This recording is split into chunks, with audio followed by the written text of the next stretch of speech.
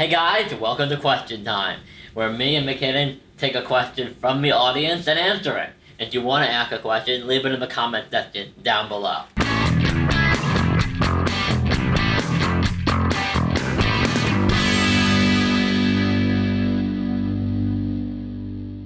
How did you tell your friends about your NF? Well, for me, I don't visually look affected, so it was something that was difficult to explain. And then, obviously all the side effects, there's like a bunch of side effects with it. Yeah. So when there's side effects with it, I'm like, I might lose my hearing. And then I have cataracts in my eyes, and then I might have spinal tumors, and then I might, and the list kind of went on and on and on. Oh. And by the end of it, they were like, Oh. So I kind of just but the thing is, if they're your friends, They're not gonna care. they're your friends. Yeah.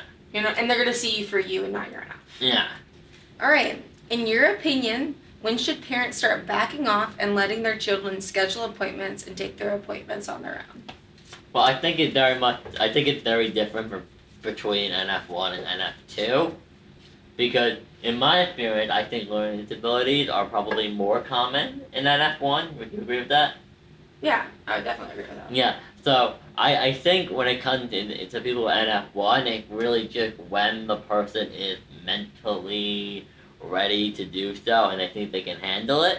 Obviously, help is awesome, but at some point, we do have to take it on their own. So, in my opinion, I would say, when they're ready, but of course, you don't want to enable them either. Yeah.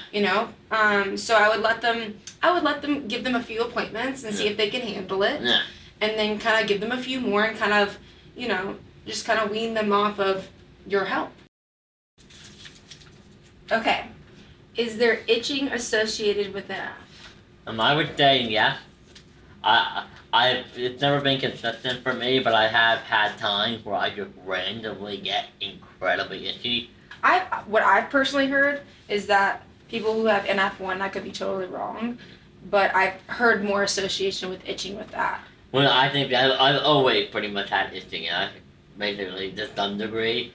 Well, to get my arm, but that's easy right now. But we're all just get super itchy for some reason. So yeah, I think it's probably in some way tied to NF. It's probably a combination. Right. For me, mine's with a medication. So my eyes are dry. It dries out everything. It dries my skin. Dries my eyes. Well, I would say it's probably both. It's probably a side effect and NF. It could be. Out of all your symptoms, which one is your biggest fear? That's such a good question. My biggest fear, and I think associated with NF2, is losing your hearing, because I haven't lost my hearing. I've just slowly lost my hearing. But also I have juvenile cataracts in my eyes. So growing tumors on my optical nerves is really scary for me. When you have one sense out, like your hearing, and then, you start having vision issues, it's really scary to be deaf and blind.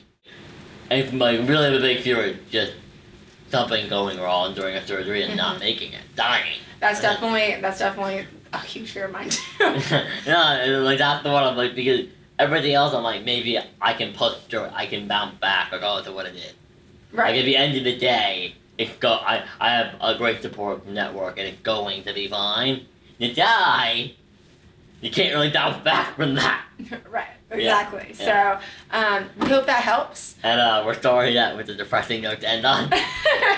But join us next time for Tumor Talk.